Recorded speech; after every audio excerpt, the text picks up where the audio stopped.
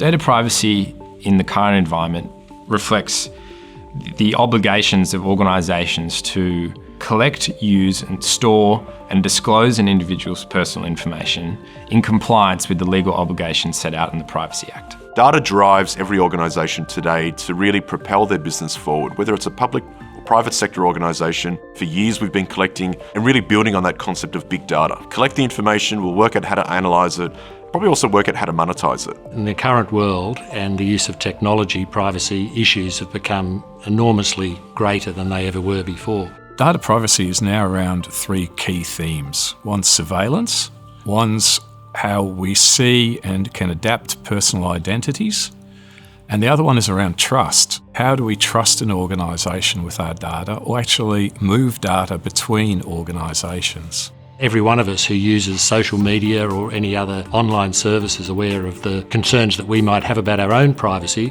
and these are shared by organisations, by government, regulators around the world. Businesses should be aware of data privacy and their obligations under it for two main reasons. One is in relation to legal obligations, that they can face significant consequences in relation to court action and or fines.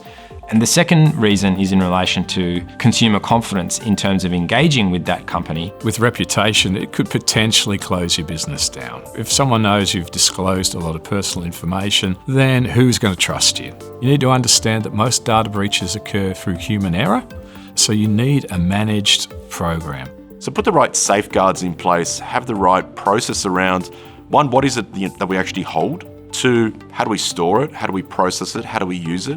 We started to see a lot of these regulations starting to come out around governing how we should actually protect the privacy of the information that we hold for our customers and citizens. You need to understand what your regulatory landscape is, what the competitive landscape is, what your particular industry landscape is, what's happening there. You need to be able to conduct assessments around the maturity of the organisation around data privacy, and then put that into some sort of operational framework, and then build sort of compliance and evaluation frameworks on top of that as well. It's really about understanding the organisation that you're dealing with and then applying the privacy principles in a real world way to that organisation. So I think it's about being real and being grounded and practical in terms of how the privacy principles, the privacy laws are applied to the particular organisation in developing the strategy. The opportunities that are available now have changed significantly over the last 5 and 10 years in relation to specific roles being created within companies that are dedicated to data privacy as opposed to a purely legal or purely compliance-based role. Roles such as